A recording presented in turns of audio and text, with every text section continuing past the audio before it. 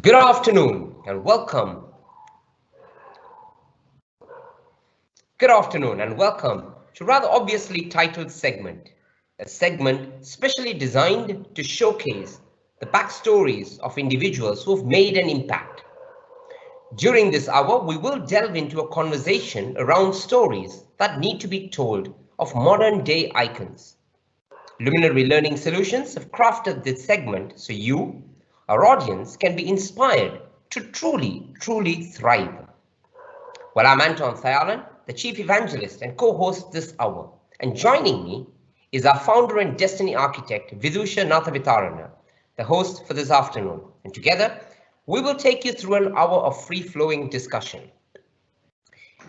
Our guest today on In Conversation With, it is my privilege to introduce Will Polston. Will is the founder and mindset strategist of Make It Happen in the UK, a coaching and training organization. He is a neuro-linguistics programming master practitioner, a member of the International Coach Federation, a certified master coach, a TEDx and international speaker. He was a finalist for the Coach of the Year at the Association of Professional Coaches, Trainers and Consultants Award, and currently is a blogger for the Huffington Post. He wants to impact 1 billion people, and he has been making headlines in the personal development space. Hi, Will, good afternoon and welcome to the show. Anton, thanks for having me and delighted to be able to be here. So before we go anywhere else, and I've been itching to ask this question, you want to impact 1 billion people. I mean, you could have picked any number, but 1 billion people.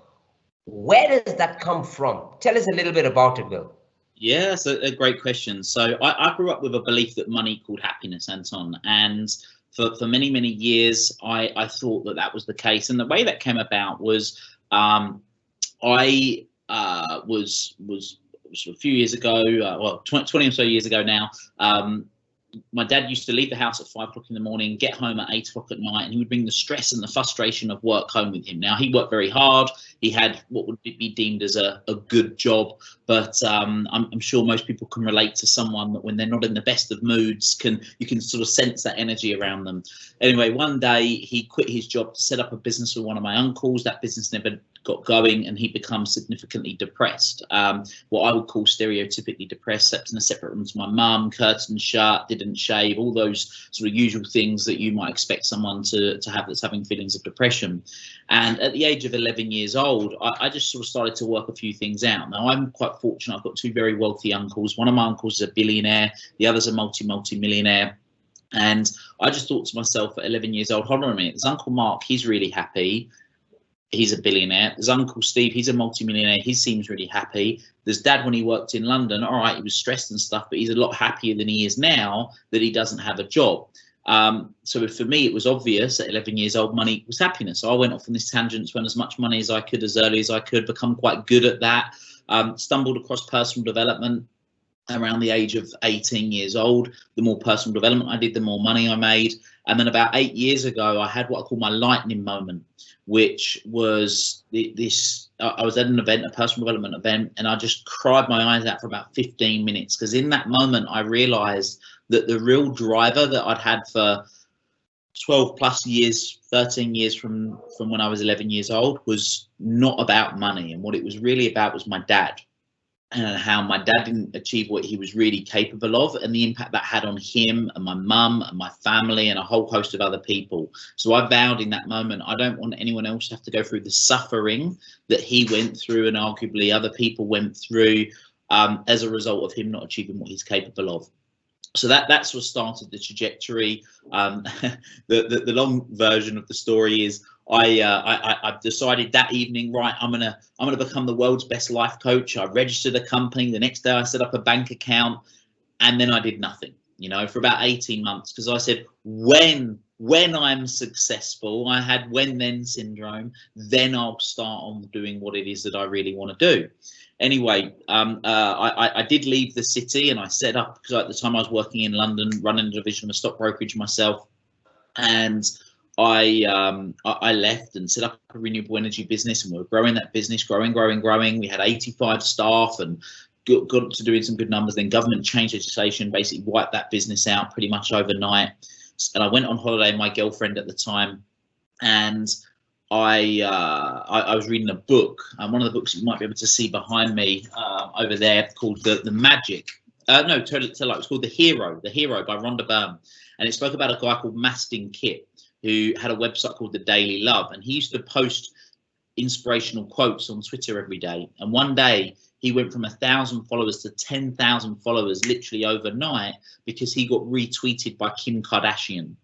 And I just cried my eyes out again and just thought to myself, Will, what are you doing? Why do you have to wait till you're successful for you to be able to start making a difference and helping other people? So I went home and I started posting an inspirational quote on Facebook in the morning. A week later, I thought, Will, you idiot, some people don't go on social media in the morning. You need to post 2 a day, do 1 in the morning, 1 in the afternoon. So I did that. A week after that, I set up a website. A week after that, I did my first blog. 3 months later, I had a 10,000 strong social media following, and it sort of developed on from there. So that was sort of the reason why I started doing that. What I did realize quite quickly, I had a great bit of coaching by a guy called Harry Singer, who said to me, Will, your goal isn't to become the world's best life coach. That's not your purpose. And I said, well, what is it? And he said, well, look, you'll work through it. And this was only a short session I had with Harry. And about a year later, it clicked. And I realized that the goal wasn't about me becoming the world's best life coach. My real purpose was about other people. So that was when I decided, right, I want to impact 1 million people is what I said. And then about a year later, I was working away and things weren't going as well as I would like them to. And I thought to myself, how would I act differently? What would I do differently if I 10x got, if I made it 10 billion, you know, like more than 10x, if I made it 1 billion, what would I be doing differently? And instantly I said, well, I'll do this differently and this differently. I said, right, let's make the goal 1 billion. So yeah, that's been the goal. And even since then it's evolved. So now the vision's sort of even bigger than that now, and my vision is, I mean, I'll ask you guys, imagine a world where everyone had the mindset, the skills, and the network to be able to live a purposeful, inspired, and energized life. Just imagine what that world would be like. So now for me, that's what I call the North Star. That's what I'm working towards, and yeah, we're doing our bit day by day to make that happen. Like, that's a crazy story, right? But I must ask this, and I beg forgiveness for being the wet cloth, so to say. But I know when anyone hears that kind of a story, they want to ask this, but they don't, because they're nice and politically correct. And the purpose of what we do is completely the opposite. We ask the most blasé questions, not to insult, but to dig deep, right? So I beg forgiveness for asking this, but that's a utopia, right? The world is never going to be that. You know, for every Gandhi, there are 10 Hitlers. So in that sense, you will always have more people who probably don't have as much as the 10% or 1% of the billionaires. You would have the 10% of the millionaires and 90% of people who are somewhere in between, and 10% of people who just won't survive tomorrow. So in that sense, and you know this, you've lived long enough not to be an idealist. So in that sense, how do you find the motivation knowing that it's not going to ever happen? So that's a great question. So the reason I refer to it as a North Star is that for millennium, we've used the North Star as a guiding light. But to my knowledge, nobody's ever been there. Now, you boys might know differently, but to my knowledge, nobody's ever been there.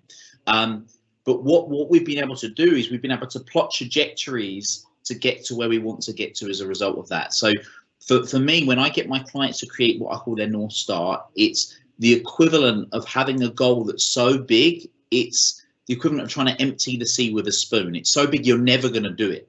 So that's what constantly gives you this inspiration of doing something that you can align or create this life's purpose towards and life's mission of working towards. So yeah, that's really what it comes down to. So I don't focus on the outcome. I focus on the process of, look, that's the dream.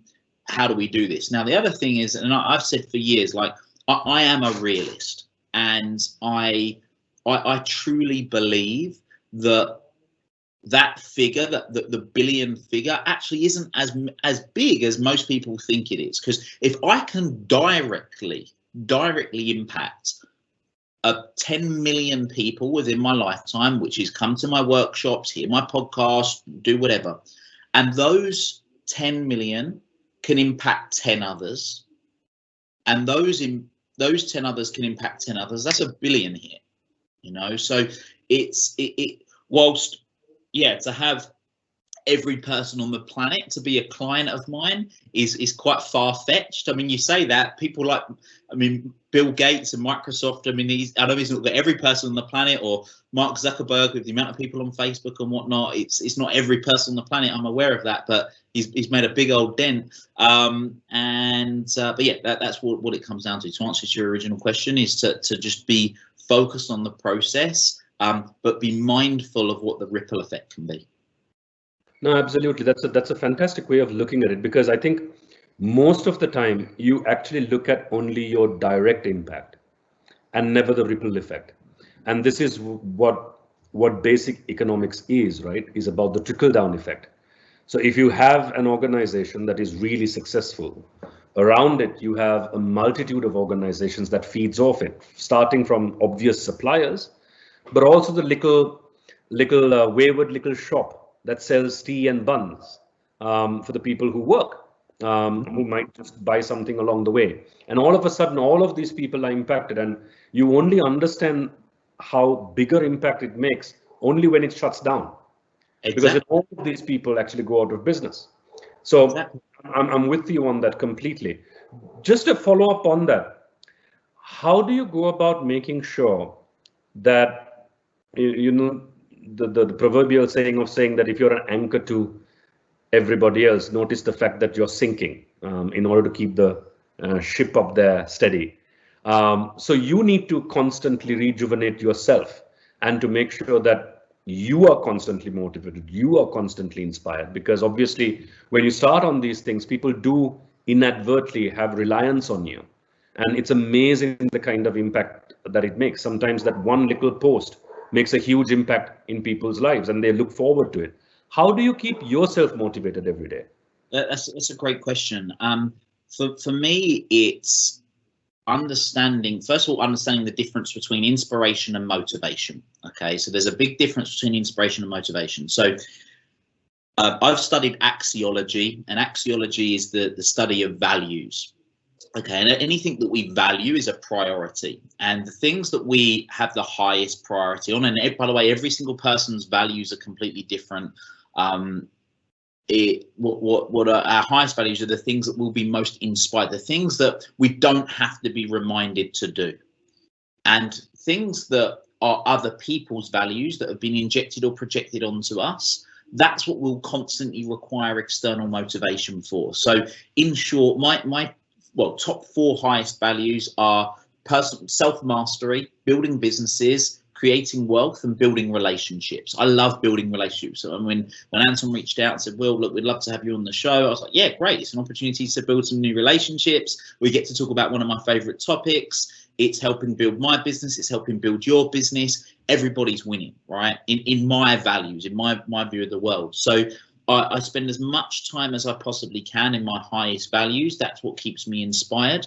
I also am a huge fan of learning, right? Every day is a school day for me. So I surround myself with great mentors. I surround myself with people that are doing incredible things. Constantly, I'm seeking out to be the sort of the dumbest person in the room, you know, what can I learn something from? If I feel like I know too much in a room, then I'm in the wrong room. That's the way I kind of see it.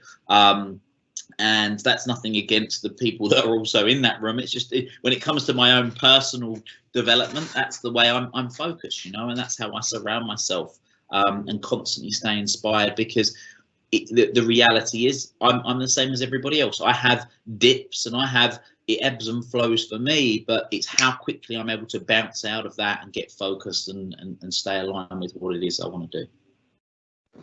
And how does that translate to how you work with your clients and the people that you coach and mentor? Because see, with your own life, at least you're in control of that. And when you're a coach, sometimes you see it coming a mile away, but you still have to go through the motions because that's part of the coaching process. And at the same time, you can't control them. You can try, but you can't. So in that sense, how do you make sure that they keep on track, and how do you make sure that they don't fall off the bandwagon, so to say? That's a really, really great question, and something you alluded to sort of 5 minutes ago, which was a lot of people can become reliant on their coach. And I say right from the outset that I'm going to coach you in a way that I'm making myself redundant. So by me doing that, what it means is they're not reliant on me as a coach. I'll give them tools and techniques and create new awarenesses for them to be able to have this understanding and to be operating in a way where they don't rely on me. They become self-sufficient and they become independent. Yes, I'm going to hold them accountable, but one of the ways that I do that is with every single one of my clients that I work more intimately with. So my group coaching clients, my one-on-one clients, I get them to do benchmarking processes, which gets them to have an awareness of themselves beforehand. And my whole coaching methodology is 3 real simple steps. One of the things I've become quite good at over the years is taking complex subjects and making it quite simple. And for me, success, however you define success, is 3 things: clarity, action, and accountability. So that first part of clarity is the awareness piece. So when I work with my more intimate clients, they do a wealth dynamic psychometric. So it gives them insights into what their strengths and weaknesses are when it comes to creating wealth. I get them to do a personality test. I get them to do what I call a fulfillment monitor. So we monitor their fulfillment in 20 areas of their life. I get them to do an annual self-assessment, which is a 41-question questionnaire. I get them to identify their love languages.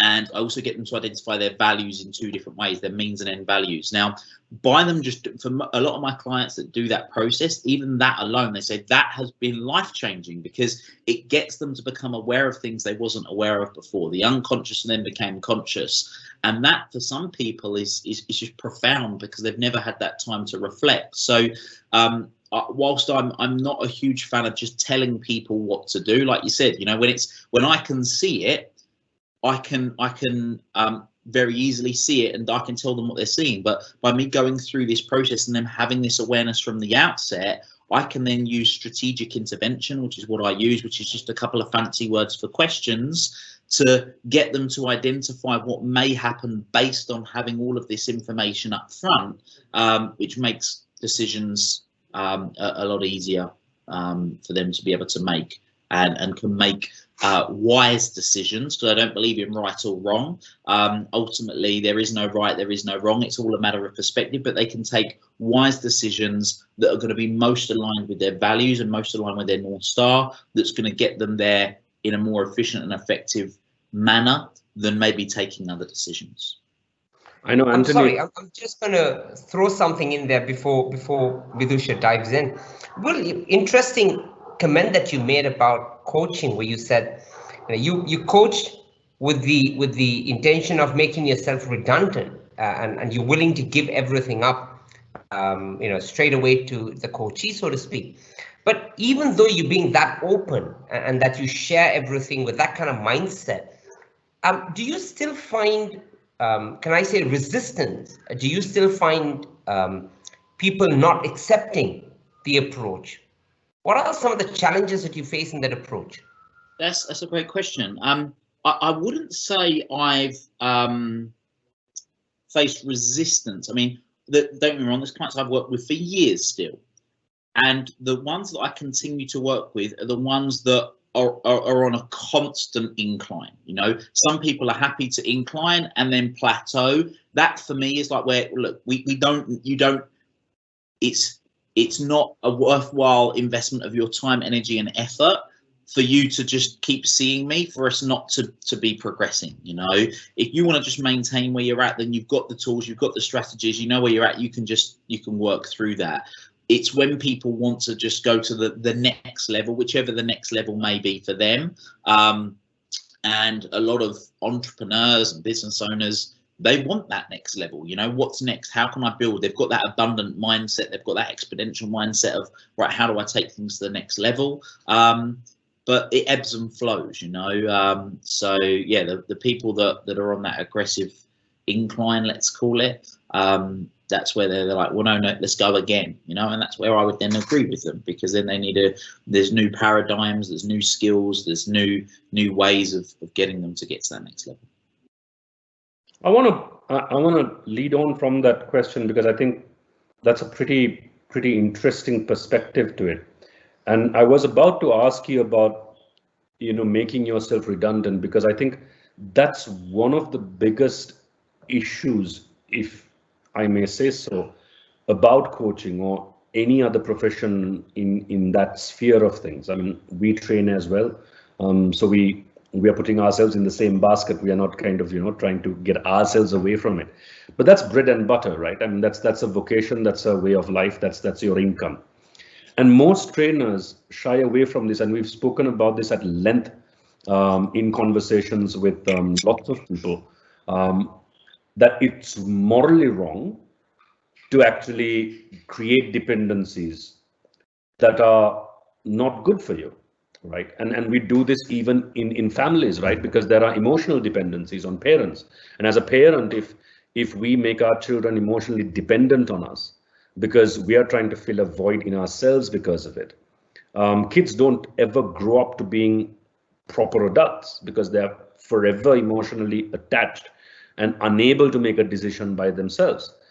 So that kind of dependence is something that we foster sometimes purposefully as trainers and consultants and coaches, because as long as that umbilical cord is not cut, you know, we are fed, so to say. So I do want to probe a little bit on that, because I do think you touched something that was very, very valuable and something very, very close to our hearts.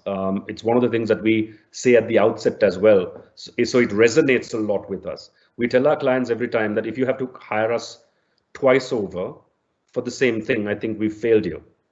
You know, what's the point? You want to write job descriptions now, and if we haven't taught you how to do that as part of our exercise, and you call us in 2 years afterwards to write job descriptions again, I think we failed in our duty. Explore that a little bit for me, because I do want to kind of get that message across.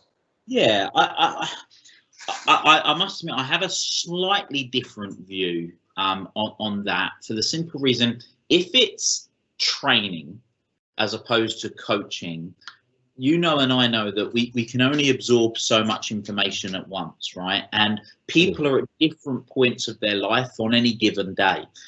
I'm sure both of you have read a book that at some point that then you choose to read 3, 4, 5 years later, and it might as well be a completely different book, because the point of where you're at in your life at that point is different to where you were when you first read it. So I do feel that there is an opportunity for people to revisit things, because generally the grand scope of any form of training is that what was really useful then, the other part may not have been so useful, and one way. So that's where I see it slightly different. But I do also see the view of wanting to ensure that you're delivering results. I mean, don't get me wrong. If someone came to you for training and then 2 weeks later wanted to sign up again, then yes, I would agree with you. You know, wholeheartedly, I would agree with you. And yeah, that's kind of my view on it. Just to kind of talk about modalities, because it's something that is really interesting to get into the nuts and bolts of. See, coaching is a strange phenomenon, isn't it? Because on the one hand, you're not expected to be an expert on anything, but on the other hand, you are expected to be an expert on everything. You know, because the type of people that visit you can be from a singer to a businessman to a father who's having problems trying to balance work and life. You know, the entire human population in that context is a client pool and you know, microcosms of it. How do you prep up for that? Again, great question. I think where, for me personally, I'm very fortunate. I mean, one of our services is something called the Evolve Network. So I've got a great network of incredible people that are really good at specialist areas. And I kind of, if to use a doctor analogy, is that whilst I might be deemed as a sort of a celebrity GP, let's say, so a slightly more well-known GP, I'd still, if someone's got a really acute knee injury, I'm going to refer them to the knee specialist. And yeah, so there's certain things that I'm aware of. And again, when it comes to certain hard skills, so people that want to learn marketing, specific marketing things like copywriting, or people that want to learn specifically how to sell, yes, I might possess these qualities, but I'm not going to go through those with you necessarily. I'm going to refer you to someone within my network that I already know and trust that can deliver on those areas. And I feel that for a lot of my clients, whether it's clients that are part of our network, that come to our trainings, that are group clients, one-on-one clients, whatever it might be, generally, more often than not, sort of 9 times out of 10, they can ask me and I can refer them to someone that's going to deliver the result for them in a way that's going to best get the result for them. And they have peace of mind in that, rather than expecting me to have specialist knowledge in every area. No, that once again resonates a lot with us, because one of the things I think we need to be okay about is the fact that we are able to say that we don't know this, or that we might know it but not know it well enough. But that requires a certain level of maturity and a certain level of humility as well. And sometimes many in our profession are guilty as charged of not having them, and therefore muddying waters for everyone else, so to say. Where does that humility come from for you? Because to turn around and say, you know what, somebody gave me business, I'm not going to take this, I'm going to refer it to somebody else because I think that person is better suited for this. Where does that humility come from? Where does it come from? Great question. I think it comes from my number one value in the business is results. Now, that's not just results in terms of us hitting internal targets, that's results for clients, right? How are they going to achieve the results? And I just asked myself, like, am I the best person? I had a conversation with a person yesterday, and I know categorically that I'm the best person for them. And I'm unapologetic about that fact to that person based on what they were looking to achieve. But then I suppose by equal standards, I'm willing to be as on the front foot about that, because I will also know that when someone's not, then I will tell them that's the case as well. And I'm quite okay with that, because I'm coming from that place of, look, I want you to get the best result. And if the best result for you means that we're not the best company for you in this specific area, then I would be being incongruent myself by not referring that person. This is the third time you came into values, so I'm gonna dip into that. Why is it important? After all, it's a business. Where does values begin and business end?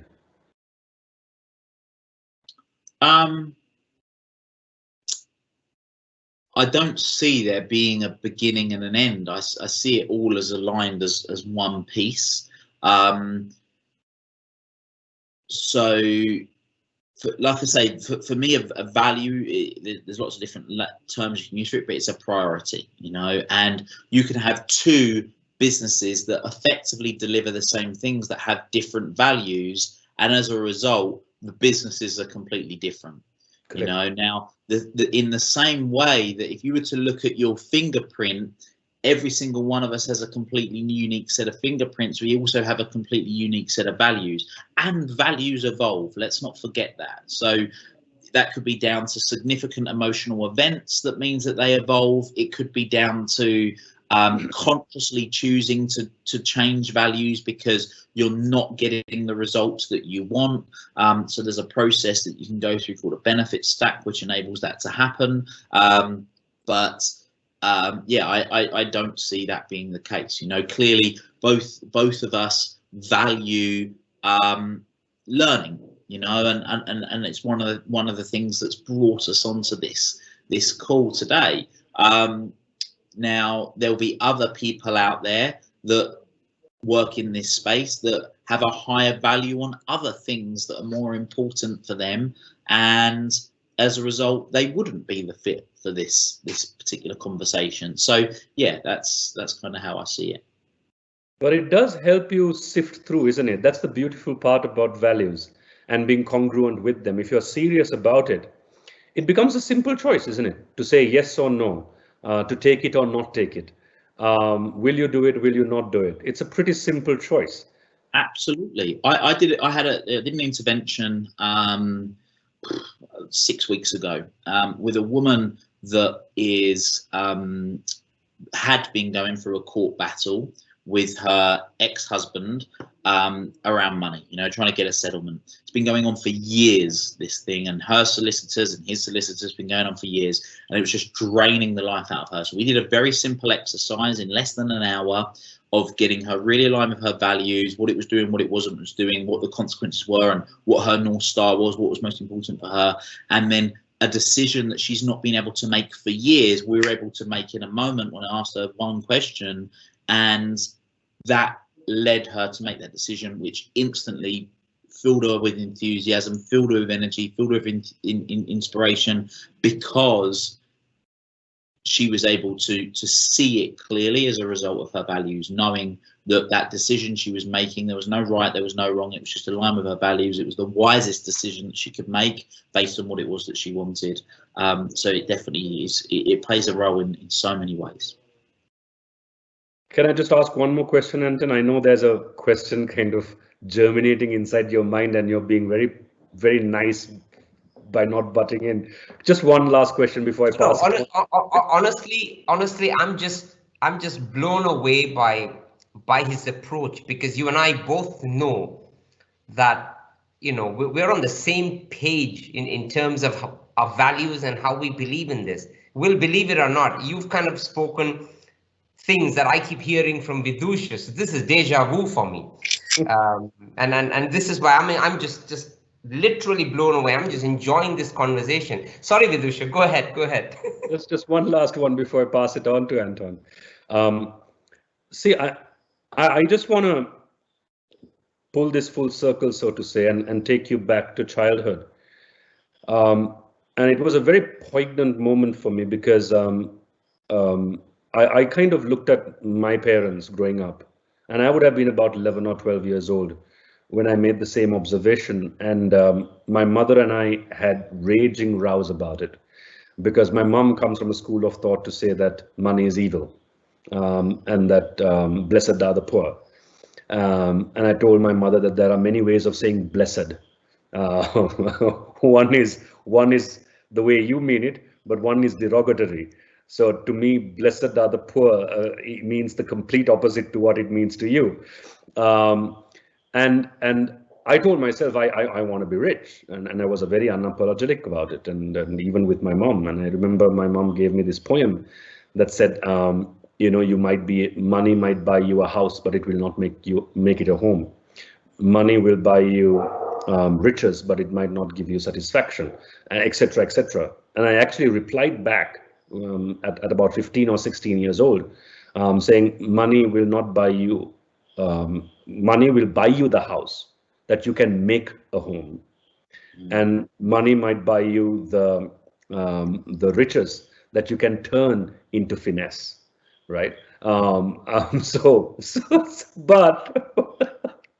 we've had this conversation. So I want to take you back to that moment in time. I don't think being rich in itself is a bad thing. But the issue is if you think that being rich is the only thing there is. Absolutely, yeah. And that was the place where I came from before. Was I wanted to money equaled happiness was kind of what I saw it as. Now I have a different perspective now, but don't get me wrong, I like having choices. You know, I like nice things. If I've got the choice of eating one particular type of food place or a finer one, I would typically prefer to have the finer one. If I'm going to buy clothes and various different things, cars, whatever else, I've got big I suppose ambitions in terms of the lifestyle that I would like to live, but I see them as the byproduct of the work that I'm doing now rather than the reason that I'm doing the work. I mean, I'll tell you a funny story, guys. So when I was, by the time I was in my late teens, I was earning more money a month than most people earn a year. And everything for me was about, right, what next? So it would be the watch, right? Now what? Then it would be the car, the convertible car, the house. And by the time I was 22 years old, I bought sort of a detached house with a gated drive and a convertible car, and yeah, it all sounds great. And I remember sitting in the trading floor of the brokerage that I worked in, watching on the TV. We had Bloomberg on, and I saw someone flying a microlight, and I thought, that'd be a cool goal to have. I want to buy a microlight. So I went online, how much is a microlight? And I looked up, and then I saw you could buy a plane for like not that much more. So I thought, right, that's it. I'm going to buy a plane. So my next goal was I'm buying a plane, you know, like a little Cessna private pilot plane, and went and did my private pilot's license, and everything was like, right, well, now what? Now what? Now what? And I worked for that thing. I achieved that thing, enjoyed it for minutes, and then went, right, now what? You know, it's like, what's the next thing? I had to be chasing the next thing. Whereas now it's like, I'm going to do the work, and the byproduct of the work that I'm doing is I get to go and have the holiday, or I get to do the go and buy the car or whatever, because I've done the work that's got me to a particular level. And that for me is way more fulfilling than anything else, because they become emotional anchors. You know, I decide that I want to achieve X goal of impacting X amount of people and doing X amount of work, people get X amount of result for people, right, then I might choose to then go and treat myself to something that I wanted, and I work at it in that way. So yeah, it's the byproducts. I know I said I'll pass it on to Anton, but I must add to this, right? I think because it's important for people listening in, because a lot of people, I think, make the horrible mistake of thinking that it's a bad thing to kind of go behind the financial aspects of things, right? And they always throw this story, isn't it, of the millionaire who goes in and takes a look at a fisherman, goes into the sea with him, and turns around and says, look, I want to do that one day, you know, and retire, and so on and so forth. And the fisherman turning around and saying, I do this every day. But there's a part that they miss on this, and lots of people who come into my hometown always tell me, you know, you're blessed. I grew up in a village, and it's a surreal place, you know.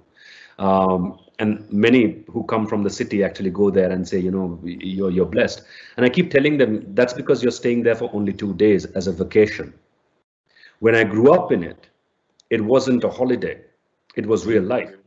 And we had to fetch water from about 1 kilometer or 2 away every single day to fill up a tank, because there was no running water before we went to school.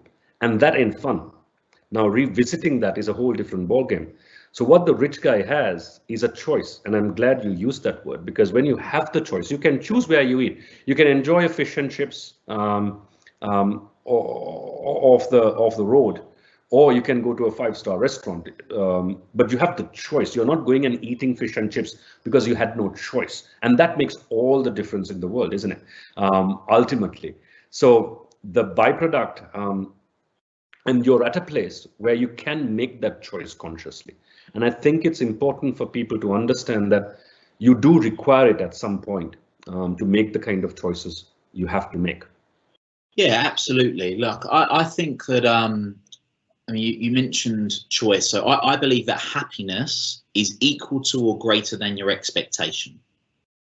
And due to, like, years ago, like, again, it may or may not have been the case for you, but years and years ago, people were in communities, and all that people could really aspire to was the person that was the most successful in that community, right? Because they didn't see it everywhere else. So they'd look at that person and they'd be like, right, well, they might be 1 or 2 steps ahead of them at a particular age, and people are aspiring towards that. Now, for me, I was fortunate, like I mentioned, I've got a particularly wealthy uncle, or 2 particularly wealthy uncles, but because I knew that my dad and they're not actually his brothers, they're his 2 best mates, they went to school together and everything else, because they had the exact same upbringing and they went on to achieve that. For me, I was like, well, that's possible. That's within the realms of possibility, which for some people is completely out there. Whereas these days with social media, you can, within 5 minutes of waking up, you can be comparing yourself to someone that's the same age or younger than you, that's showing off their lifestyle, you know, their highlight reel. And it's very easy to think, well, I want that choice. I want that. Now, with the appropriate mindset, it can be seen as inspirational. With a derogatory mindset, then it could be seen as it could, well, depending on how you look at it, you can either see it as showing off, you could see it as I'm never going to get it. It depends on the story you're telling yourself. You know, there's a great little passage about the person that built the biggest castle, and the person that built the biggest castle in the land was not because they thought they were better than others, but they were aspiring. They were trying to inspire other people of what's possible. And I'm a big believer in that: is build the biggest castle and allow others to have that opportunity of seeing what's possible. You know, I'm constantly trying to push the boundaries of what's possible.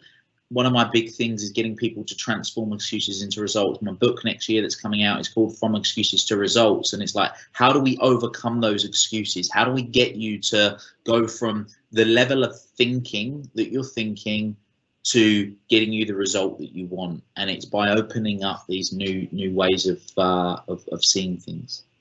The castle is the North Point, isn't it? I mean, that's what it is. That's your North Star. Yeah. Sorry, Ann.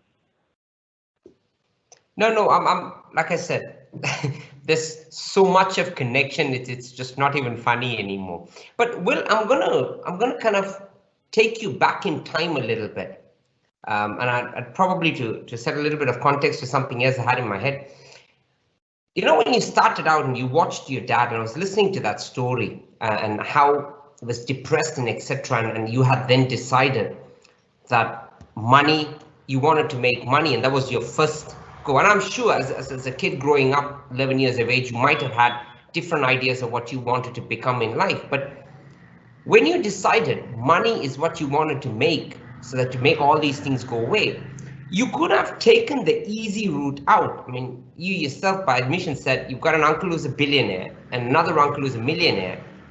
A phone call, a visit, a request. You could have easily gotten a job and you know, family and all of that. You could have leveraged on that, but you clearly didn't want to. You were hell bent on taking the hard road with all the, you know, the thorns and knives and all of that. Why?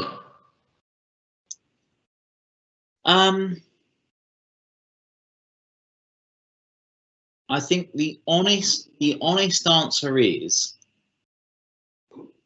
so that should I ever be interviewed in an interview at some point in the future, nobody could ever turn around and say, yeah, but you wouldn't be there if your uncle hadn't given you this or your uncle hadn't given you that. If I'm really honest with myself, I think that's it.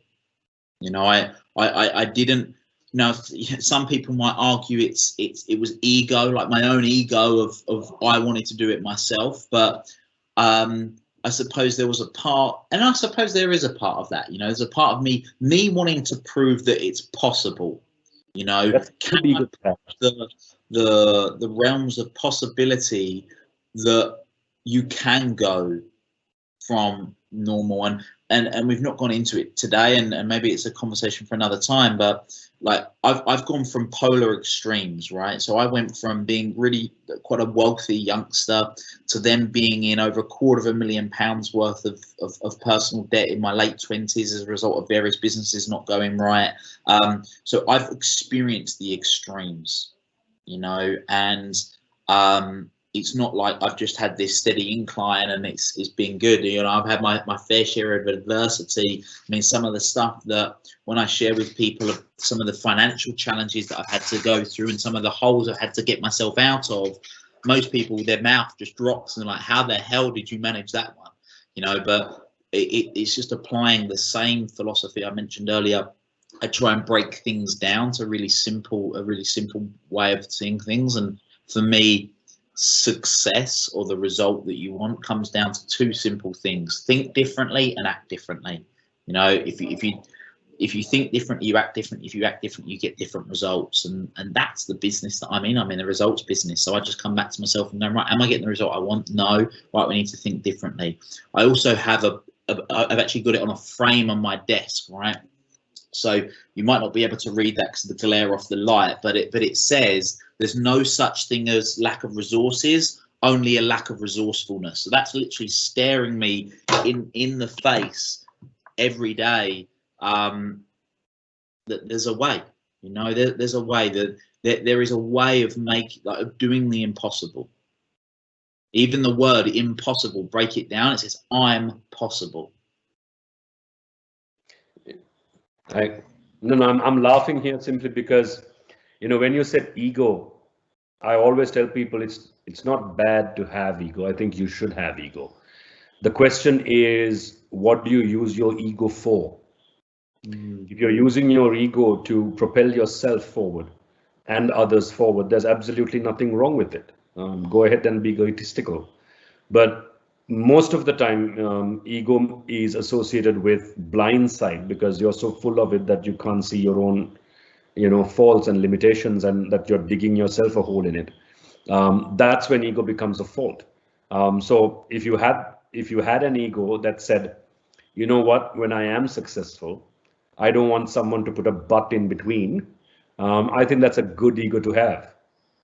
Yeah, I guess like I say, I've never been asked that question before. If I really think about that, that's it, you know. And again, I'm looking behind you there. You've got a plaque that says the greatest pleasure in life is doing what people say you cannot do. You know, that's one. And I've got another mouse mat here that says successful people do what failures won't. You know, the people that are willing to go that extra, be extra. You know, if you want to be extraordinary, if you want to be extraordinary, you've got to be extraordinary. Like, what's the difference that you're doing? How are you doing it? What in whatever way that might look, you know, what's right for you.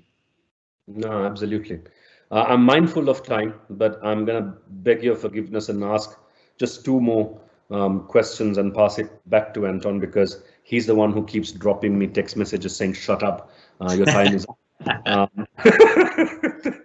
But I have to ask these two. So I'll put it together because that way you can answer it both together because they're interconnected. The first is, I love the fact that you mentioned that it wasn't a straight line, because that's what people see from the outside.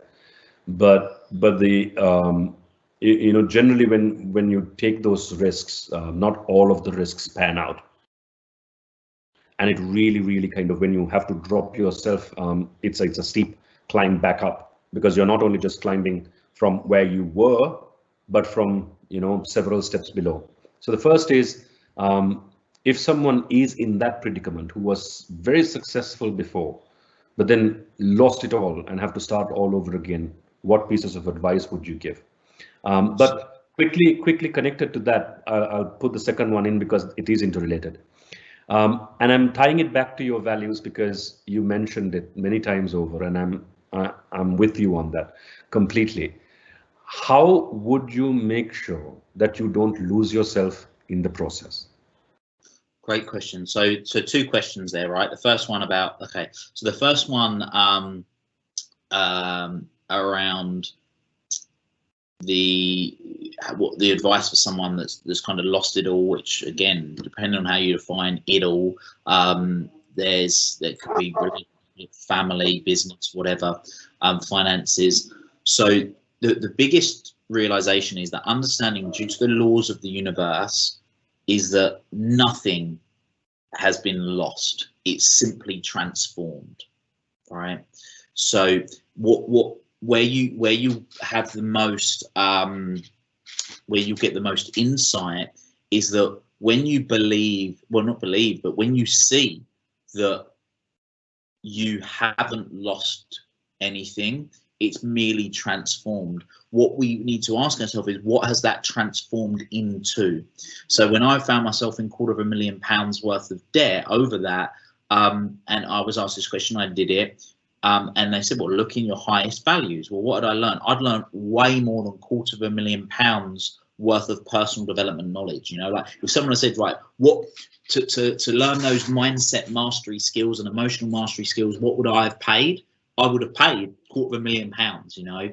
Now, not also having the confidence and because of my other values of business and creating wealth, is that I could then effectively package that service in the form of a service that I can sell to other people for way more than £250,000, right? So if anything, I got myself a good deal, you know, a little bit like if you're going to buy a car, if you bought a car knowing that you've got it way undervalued, you'd be skipping down the high street. You wouldn't be feeling bad about it. So it's seeing how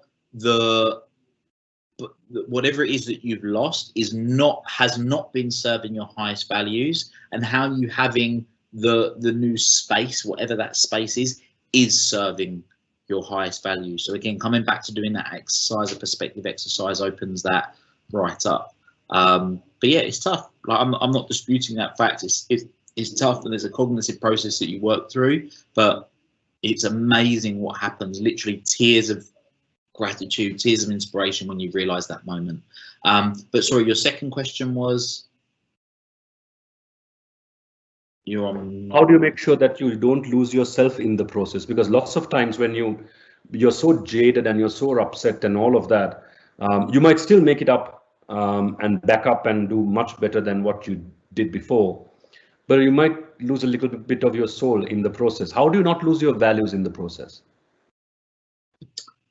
Of getting back to where you want to get to? Yes. I think it's being clear on what they are. I don't think it's how do you lose your values, because more often than not, if you've gone through that, what I would deem a significant emotional event, what it's probably done is shifted your values. So it's actually, rather than worrying about getting lost, it's because if you had a set of values, let's call these pre-event values, and you had a bit of an idea of what they were, and then something significant happened, and then they shifted without you really realizing, and then you go and try and live your old life, you find yourself being incongruent again. That's right. That's right. Whereas if you create the awareness of what are the new sets of values, and then you follow that, then that won't happen. You know, it comes back to that clarity piece again, because yeah, a lot of people, they go back to this old way of how they think that they want their old life back. And some people, the values will still be exactly the same, and they'll carry on that path, and that's cool, you know. And the people that you notice that do that, let's say take someone like that's got a high value on creating wealth. I had a particular client that I've worked with that's lost about £5 million worth of their, well, nearly all. They're worth about £5 million. Went down to only having a few hundred grand, so lost nearly all of their wealth, right? Over 95% of their wealth over the last 5 years, with various things not going right. They've got such a high value on wealth. We've made a few changes, we've made a few tweaks, done a few things. Within 18 months, they'll be back up to 4 million. They've already got all the pieces in place. By February, the final piece of the jigsaw will be in place, which will mean they'll be worth £4 million again within 12 to 18 months. Because they took the appropriate action. Absolutely, and that's pretty important, because I'll just rephrase that, because I think most people think of values as something that is carved in stone and should not shift. And that's where it all goes wrong as far as I'm concerned, because life's trajectory does require you to shift values here and there. Probably not your fundamental principles of humanity, not from that perspective, about being a good human being. But values itself, I think, does go through several phases in your life, depending on how you have the circumstances that comes with. And if you don't re-evaluate yourself when certain situations do take place, the incongruence that you spoke about always happens, and that unnerves many, many people. So I think the takeaway from that is, whenever major shifts take place in life, do come back to that space and reevaluate yourself as well as your values, and find that congruence. Without a doubt. A saying that I love is set your goals in stone, but your methods in sand. And being able to be agile and work through that. And it's the same with the values, which ultimately are a form of method. So thanks a lot for that. I'm mindful of time. Anton, over to you, sir. I was going to ask you, do you have anything for our audience? And then he just said it. So I'm not going to ask you that question. But I do have one question, though, and I'm going to take you away from all of this. Throughout your conversation, or rather early in the conversation, you mentioned the heroes. It's part of the secret, right? How did you stumble across it, and kind of, is that something that you use as part of your coaching? Is that something that you kind of really drive into, or I'm just curious? Yeah, no, great question. So I mentioned my dad, and my dad is a huge reader. He loves reading books. Like, whenever I would sit down growing up, he would read these books. Now, to give you an idea of how much I resented my dad for decisions that he made when I was younger, I purposely would not read books in the hope that I would not turn out like him. So talk about taking modeling to another level. So I read the first Harry Potter when I was 10, and then I didn't read another book until I was 18 years old. And the book that I read was The Secret. And the way it came about was, I was sat in this office, and not in this office, but in an office, and one of the top performers, there you go, one of the top performers in the company was a guy called Sammy. And one of the things that I've learned from a very young age is to learn from the best, apply it to myself, and I become a better version of me. So when I worked at this particular company, I said, I want you to sit me next to the top performers. And they said, okay, cool. And I said, they set me next to this guy or something. And he had the book, and he was reading passages out to me. I was like, this sounds incredible. So I went to a bookshop on the way home, and I bought it, and I absorbed it really, really quickly. And that was The Secret that I read when I was 18 years old. And then that took me off of this, that was my personal development journey, like off to that. Then I got another book and another book and another book, and some of which you can see here. I mean, I do about 4 to 6 books a month now, but most of them are on Audible. So the shelf doesn't really get much bigger anymore, but they're all on Audible. And yeah, that was the. So in answer to your question, yeah, look, I've gone and studied hermetic wisdom. I've gone and studied Stoicism in a big way. Stoicism is more about sort of being neutral than it is sort of law of attraction, but the understanding laws of the universe and going into them at depth and understanding the science. Because for a lot of people, what The Secret did was it made what has been around in sort of the spiritual world for many, many years. It commercialized it. And if you study a lot of the people, so John DeMartini is a mentor of mine who's in The Secret. I spend a lot of time with John. I've done 5 episodes on my podcast with 4 episodes with people from The Secret as guests. And but if you follow the trail back, so take someone like Bob Proctor, for example, who was in The Secret. One of his mentors was Earl Nightingale. You follow him further back, and then you get people like Catherine Ponder, who wrote The Dynamic Laws of Prosperity. You then go further back than that, and then you get people like James Allen, an incredible book. Oh my God, for the life of me, I can't remember what it's called, and I'm gonna have to find that, because it's one of the best books that there is when it comes to the law of attraction. And As a Man Thinketh, of course it is, As a Man Thinketh. but yeah, all of those types of books are just incredible. Sorry, that's brilliant. I was dying to ask that question. I was also laughing because Vidusha, and you can resonate so much, because Vidusha hated reading as well, and his mom used to gift him books as a reward for studying well. And Vidusha used to turn around and say, "I read the book to study well. I don't need another book." And it took him a while to get to it. So I'm sorry.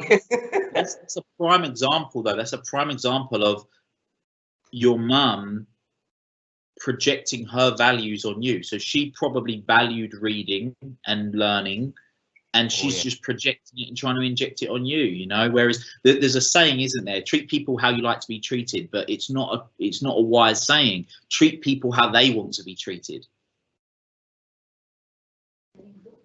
Right. So one last before we wrap up. Sorry, Vidusha, did you want to throw in a question? Okay. Right. What next, Will? Great question. What is next? So yeah, so I've got the From Excuses to Results book coming out next year. So that's on the agenda. We're obviously, because of COVID, we've now moved to a virtual format, so we're going to be scaling that, and that's one of the big focuses. Big focuses for us at the moment is scaling the Evolve network and our coaching programs. And yeah, that's the current objective right now. That's the core focus. Right, for sure we're going to reach out to you, and I definitely see a lot of collaboration there. So thank you for the time. So we're mindful, and we've nearly come to the end. So we were in conversation with Will Polston, the founder and mindset strategist. Make it happen. A neuro-linguistic programming master practitioner, a member of the International Coach Federation, and a certified master coach. He's also an international speaker. This was an hour designed to bring inspiration through the backstories of modern day icons. So Will, once again, thank you very much for carving out a moment in your time from your undoubtedly busy schedule. And we can honestly say that this was an hour which has been an amazing takeaway of pure inspiration. So thank you very much for that. Absolute pleasure. We do have another interesting personality lined up for the segment next week, so do watch our social media spaces for the links to join in. And if you've missed parts of this conversation, it will be up on our YouTube channel. So do visit, do subscribe, and hit that notification button to stay updated. A huge shout out to our technology partners, H1, for being with us all through the season. With this note, I bid everyone a wonderful rest of the day. Stay safe, stay productive.